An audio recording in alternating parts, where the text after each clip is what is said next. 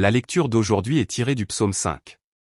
Le texte d'aujourd'hui nous dit que lorsque le Messie, Jésus, viendra sur terre, il sera crucifié, versera son sang et mourra. Nous prierons dans la tombe, attendant sa résurrection.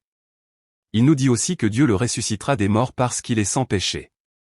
Il décrit également le ministère du Messie, Jésus, après sa résurrection et prophétise l'issue de son œuvre de salut, la fin des méchants et la fin des justes.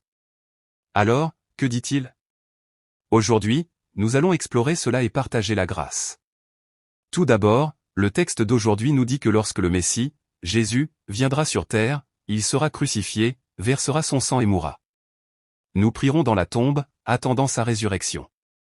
Le texte du jour, psaume 5, versets 1 à 3, dit « Prends l'oreille à ma parole, ô Éternel. Considère mon cœur. Écoute ma voix, mon roi et mon Dieu. Car c'est toi que je prie. Au matin, ô Éternel. Tu entendras ma voix. Au matin je te prierai, j'attendrai. Prends l'oreille à ma parole, ô Éternel. Considère mon cœur. » Ici, le « je » désigne Jésus, le Messie, qui viendra sur terre incarné. C'est-à-dire que David, 1000 ans avant la venue de Jésus sur terre, présente le ministère de Jésus à la première personne, comme s'il était lui-même Jésus. Le mot « cœur » signifie ici « méditation » ou « murmure » et fait référence à Jésus, le Messie, priant Dieu dans le tombeau. Autrement dit, Jésus, qui est au ciel, viendra sur terre incarné, sera crucifié, versera son sang et sera enseveli. Puis, du fond de ce tombeau, Jésus priera. Ô Dieu! S'il te plaît, comprends ma prière. Ici, le mot « comprendre » signifie « discerner », « réfléchir à » et « être attentif à ». Alors, qu'est-ce que Jésus veut que nous discernions et considérions ? Il semble probable qu'il souhaite que nous considérions l'alliance de rédemption conclue il y a des siècles. Mon roi et mon Dieu, écoute mon cri, car c'est à toi que je prie. Permettez-moi de le répéter, c'est la prière que le Messie Jésus a prononcée depuis le tombeau. Pourtant, depuis l'intérieur du tombeau, Jésus s'adresse à Dieu, l'appelant « mon roi et mon Dieu ». Cela implique que Jésus lui-même, incarné dans la chair, est venu sur cette terre, a versé son sang sur la croix et est mort. C'était la volonté et le plan de Dieu. Non, cela souligne que la mort de Jésus sur la croix s'est produite sous le règne et la souveraineté de Dieu. En d'autres termes, la mort de Jésus n'était pas inévitable parce qu'il n'avait pas la puissance et l'autorité de ses ennemis, mais quelque chose que Dieu a accompli et réalisé avec sa grande puissance. Au matin, Seigneur, tu entendras ma voix. Le mot « matin » signifie ici « aube » et fait référence à elle, aube, où le Messie, Jésus, ressuscitera avec un corps spirituel. Autrement dit, Dieu entendra et exaucera la prière du Messie, Jésus, à l'aube de cette résurrection.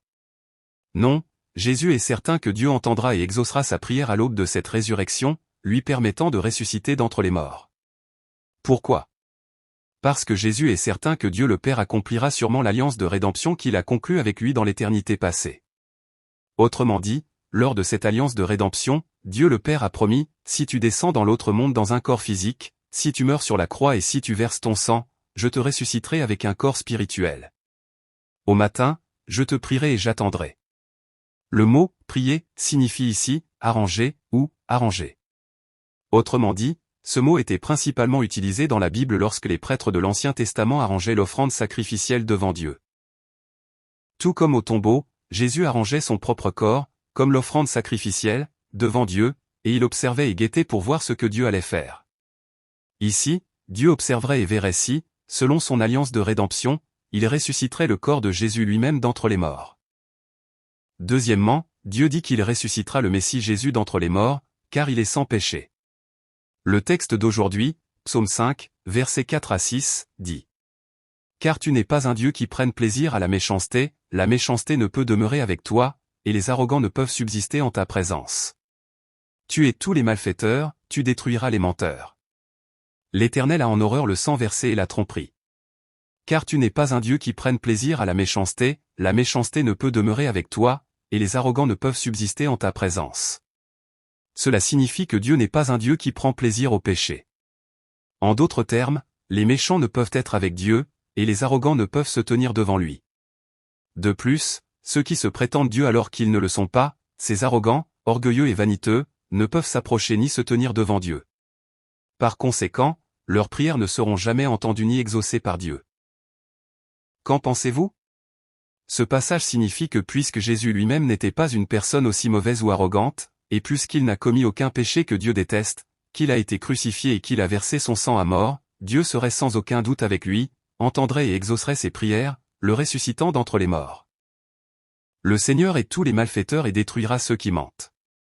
Ici, tous les malfaiteurs et menteurs désignent spécifiquement ceux qui adorent les idoles, promeuvent l'idolâtrie et propagent de fausses idées hérétiques.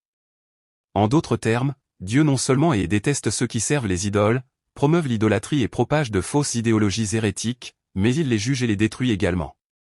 Qu'en pensez-vous? Ces paroles nous indiquent également que Jésus lui-même n'est ni un idolâtre, ni un promoteur d'idolâtrie, ni un propagateur de fausses idéologies hérétiques. Par conséquent, Dieu ne haïra pas Jésus lui-même et ne le détestera pas. Au contraire, il sera avec lui-même dans la tombe, entendra ses prières, y répondra et le ressuscitera. Non, le but de la venue de Jésus sur terre dans la chair n'était pas de promouvoir une quelconque idolâtrie ni de propager une quelconque idéologie hérétique. Non, il s'agissait seulement d'accomplir l'alliance de rédemption établie avec Dieu de toute éternité, c'est-à-dire de pardonner les péchés des élus en versant son sang sur la croix. La résurrection de Jésus en est la preuve. Le Seigneur est ceux qui se plaisent dans le sang et la tromperie. Ici, sanglant et trompeur, désigne ceux qui, en témoignant et en propageant l'idolâtrie ou une idéologie hérétique, conduisent leurs disciples à la destruction éternelle et qui, par là, trompent et exploitent leurs propres désirs, intérêts et avantages. Par exemple, cela désigne ceux qui se prétendent le Messie prophétisé dans la Bible ou le Saint-Esprit, ou qui prétendent que le salut peut être obtenu par l'obéissance à la loi, trompant ainsi leurs disciples et les précipitant dans les temps de feu éternel. En d'autres termes, Dieu déteste ces personnes qui se livrent au sang et à la tromperie. Qu'en pensez-vous? Ce passage nous dit également que Jésus lui-même n'est pas de ceux qui se plaisent dans le sang et la tromperie de cette manière. En d'autres termes, Jésus lui-même n'est ni un faux messie ni un imposteur religieux. Par conséquent, Dieu sera certainement avec Jésus lui-même et le ressuscitera du tombeau, de la mort. Non, il est absolument certain que Dieu ressuscitera Jésus lui-même à l'aube de la résurrection. Qu'en pensez-vous? Qu'est-il donc arrivé à cette prophétie? Matthieu 28, 1-7 dit. Après le sabbat, à l'aube du premier jour de la semaine, Marie de Magdala et l'autre Marie allèrent voir le sépulcre.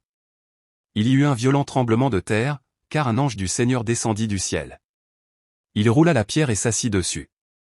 Son aspect était comme l'éclair, et son vêtement était blanc comme neige. Les gardes tremblèrent de peur et devinrent comme morts. Mais l'ange dit aux femmes, « N'ayez pas peur. Je sais que vous cherchez Jésus, le crucifié. Il n'est pas ici, il est ressuscité, comme il l'avait dit. Venez voir le lieu où le Seigneur était couché. Puis allez vite dire à ses disciples qu'il est ressuscité des morts. Il n'est pas ici, il est ressuscité, comme il l'avait dit. Il est ressuscité des morts. » Comme le dit le texte d'aujourd'hui, nous pouvons confirmer que le Messie Jésus, venu sur terre dans la chair, a été crucifié, a versé son sang, est mort et a été enseveli. 3 jours plus tard, il est ressuscité au nom d'entre les morts. C'est la preuve que notre Jésus est sans péché et qu'il n'est pas arrogant. C'est aussi la preuve que notre Jésus ne prône pas l'idolâtrie et ne propage pas de fausses idées hérétiques. C'est aussi la preuve qu'il n'est ni sanguinaire ni trompeur. En effet, par cette résurrection, Dieu le Père certifie personnellement que Jésus est le Messie envoyé par Dieu et Dieu le Fils.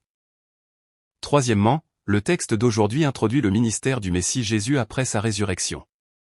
Le texte d'aujourd'hui, Psaume 5, versets 7-8, dit « Pour moi, j'entrerai dans ta maison avec l'abondance de ta bonté, dans la crainte de toi, je me prosternerai dans ton saint temple.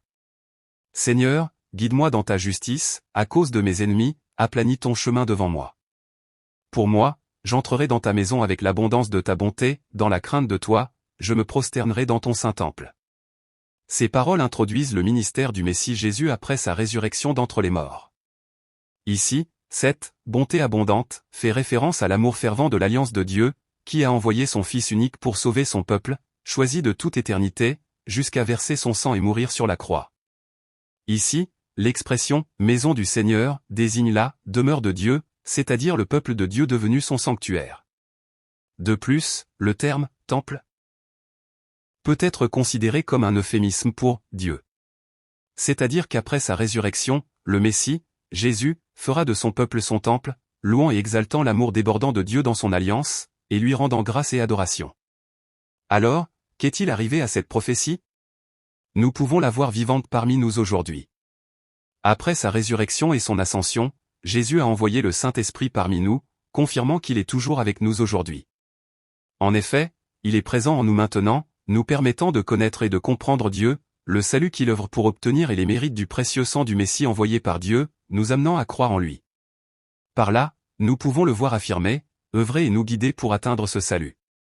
En conséquence, nous pouvons voir Dieu travailler, guider et conduire son peuple, qui a reçu le salut, pour le louer, l'exalter et l'adorer. Seigneur, conduis-moi dans ta justice, à cause de mes ennemis. Ici, à cause de mes ennemis, peut être traduit littéralement par « à cause de mes ennemis » ou « en considération de mes ennemis ». Ici, ces « ennemis » désignent les humains, devenus ennemis de Dieu depuis le Jardin d'Éden. En d'autres termes, puisque nous avons péché dans le Jardin d'Éden et avons été condamnés par Dieu, nous nous sommes tous détournés de Dieu, vivant dans l'ignorance et le mépris de lui, nous moquant et blasphémant sa parole. Nous pouvons dire que nous sommes les ennemis de Dieu. De plus, l'expression « conduis-moi dans ta justice » fait ici référence au ministère du Messie Jésus après sa résurrection. En d'autres termes, après sa résurrection, Jésus accomplira le ministère de révéler et de démontrer sa justice, ou plutôt, d'exalter et de proclamer sa justice. Alors, qu'est-ce que cette justice? Ici, la justice du Seigneur désigne la justice de Dieu, accordée à l'humanité pécheresse. Autrement dit, nous, les humains, vivons tous sur cette terre au milieu de toutes sortes de péchés. Cette humanité est inévitablement jugée par Dieu et jetée dans les temps de feu éternel de l'enfer. C'est pourquoi, pour sauver l'humanité, Dieu a envoyé son Fils unique dans ce monde, versant son sang sur la croix et mourant. Ce faisant, il purifie tous les péchés et déclare gratuitement justes tous ceux qui croient en lui. C'est précisément de la justice du Seigneur, de la justice de Dieu, dont il est question ici. Autrement dit, après sa résurrection, le Messie Jésus enverra le Saint-Esprit aux croyants et, par ce Saint-Esprit, il fera connaître, témoignera et répandra cette justice du Seigneur, la justice de Dieu, à ses ennemis. Ainsi, ceux qui étaient ennemis seront sauvés en étant purifiés de tous leurs péchés et justifiés gratuitement par la foi dans les mérites du sang de Jésus-Christ. Aplanissez votre chemin sous mes yeux. Ici, l'expression « votre chemin » représente la volonté, l'intention et le but de Dieu en envoyant le Messie, Jésus, sur cette terre. Alors, quelle était la volonté, l'intention et le but de Dieu en envoyant le Messie, Jésus, sur cette terre? Jean 6, 38-40 dit. Car je suis descendu du ciel pour faire, non ma volonté, mais la volonté de celui qui m'a envoyé. Et la volonté de celui qui m'a envoyé, c'est que je ne perde rien de tout ce qu'il m'a donné, mais que je le ressuscite au dernier jour. Car la volonté de mon Père, c'est que quiconque regarde au Fils et croit en lui ait la vie éternelle, et moi, je le ressusciterai au dernier jour. Car la volonté de mon Père, c'est que quiconque regarde au Fils et croit en lui ait la vie éternelle. La volonté, l'intention et le but de Dieu en envoyant le Messie, Jésus, sur cette terre sont de garantir à tous ceux qui se tournent vers le Fils et croient en lui la vie éternelle. Autrement dit, afin que tous ceux qui croient au Messie, Jésus, soient purifiés de tout péché, déclarés justes sans paiement, et obtiennent ainsi la vie éternelle. Autrement dit, afin qu'ils puissent recevoir le salut. Autrement dit, afin que, par la foi au mérite du sang de Jésus-Christ, ils puissent échapper à la destruction éternelle et entrer au ciel éternel. Autrement dit, afin qu'une fois au ciel, ils puissent vivre éternellement en louant et en exaltant Dieu. C'est précisément la voie du Seigneur, dont parle le texte d'aujourd'hui, la volonté, l'intention et le but de Dieu en envoyant le Messie, Jésus, sur cette terre. Autrement dit, par cette œuvre de salut, Jésus rendra la voie du Seigneur aplanie, droite et intègre. En d'autres termes, quelles que soient les persécutions, les obstacles ou les difficultés qui surgiront, Jésus perfectionnera, adoucira et fortifiera assurément la volonté, l'intention et le dessein pour lesquels Dieu l'a envoyé dans ce monde. Autrement dit, il accomplira et mènera à bien son œuvre de salut. Enfin, le texte d'aujourd'hui prophétise l'aboutissement de l'œuvre du salut, la fin des méchants et des justes. Le texte d'aujourd'hui, Psaume 5, verset septembre 2012, dit « Il n'y a pas de vérité dans leur bouche, leur cœur est rempli de méchanceté. Leur gosier est comme un sépulcre ouvert, ils flattent avec leur langue. Ô Dieu, condamne-les. Qu'ils soient pris dans leurs propres intrigues. Chasse-les à cause de la multitude de leurs transgressions, car ils se sont révoltés contre toi. Mais tous ceux qui se réfugient en toi se réjouiront, tu pousseras des cris de joie à jamais, car tu les protèges, que ceux qui aiment ton nom se réjouissent en toi. Toi, ô Éternel, tu bénis les justes, tu les entoures de ta faveur comme d'un bouclier. Il n'y a pas de vérité dans leur bouche, leur cœur est rempli de méchanceté. Il, ici désigne les incroyants qui ne croient pas en l'existence de Dieu ni en Jésus, le Messie envoyé par Dieu. Cette phrase est aussi une synecdoque, représentant toutes les pensées, actions et vies des méchants. Autrement dit, ces méchants, ces incroyants, sont ceux qui mentent constamment. Ils disent une chose le matin et une autre le soir. Ils font des promesses, mais ensuite, comme si de rien n'était, ils les rompent encore et encore. De plus, leur cœur est toujours rempli et débordant de mal. Tout ce à quoi ils pensent est mal, tous leurs plans sont mauvais et tout ce qu'ils font est illégal. Ce sont ceux qui complotent et agissent constamment, se demandant « Comment puis-je le coincer ? Comment puis-je le vaincre ? Comment puis-je le tuer ? Pourquoi agissent-ils ainsi ? C'est parce qu'ils ne croient pas en l'existence de Dieu. Ils ne croient pas au règne et au gouvernement de Dieu, ni à son jugement, ni au paradis ni à l'enfer. C'est pourquoi ils poursuivent sans cesse la corruption et la dépravation, vivant dans toutes sortes de méchanceté, d'impureté et d'anarchie. Leurs gorges sont comme des tombeaux ouverts, ils flattent avec leur langue. Ici, les gorges symbolisent les désirs impurs et corrompus des méchants en nom, leur cupidité, leur désir et leur avarice qui dévorent tout. De plus, l'expression « comme des tombeaux ouverts » implique que la cupidité, les désirs et l'avarice vaine de ces incroyants seront inévitablement, non, inévitablement, jugés par Dieu et tomberont dans la destruction éternelle. De plus, l'expression « ils flattent avec leur langue » décrit toutes les actions que ces méchants accomplissent pour satisfaire ces désirs impurs et corrompus, leurs désirs et leur avarice. Elle dépeint tous leurs actes de flatterie afin de satisfaire ces désirs impurs et corrompus, leurs désirs et leur avarice. N'est-ce pas ? Parce que ces incroyants ne croient pas en l'existence de Dieu et ne savent pas grand-chose de lui, nous voyons qu'ils vivent uniquement dans le mal, cherchant à satisfaire leurs désirs impurs et corrompus. C'est pourquoi Dieu dit qu'il jugera certainement ces gens. Condamne-les, ô Dieu, et laisse-les se laisser prendre à leurs propres intrigues, chasse-les à cause de leurs nombreuses transgressions, car ils se sont révoltés contre toi. Ce passage parle du jugement et de la malédiction de Dieu sur ces incroyants. Cette phrase est la prière du Fils de Dieu, Jésus, qui réside au ciel. Puisque la prière de ce Fils est certaine d'être exaucée, on peut dire qu'elle constitue le jugement et la malédiction de Dieu sur ces incroyants. En d'autres termes, Dieu condamnera certainement ces incroyants et, à cause de leurs propres intrigues, c'est-à-dire de leurs mauvaises pensées et actions, les fera tomber dans la destruction éternelle et dans les temps de feu éternel de l'enfer, à cause de leurs nombreux péchés, transgressions, iniquités et méchanceté. Non, il jettera ces méchants dans les temps de feu éternel de l'enfer, afin qu'ils ne puissent se tenir devant Dieu et vivre devant lui. Parce qu'ils s'opposent à Dieu, le trahissent et le défient. Non, parce qu'ils nient l'existence de Dieu et s'opposent à Jésus, le Messie envoyé par Dieu, l'ignorent et le méprisent.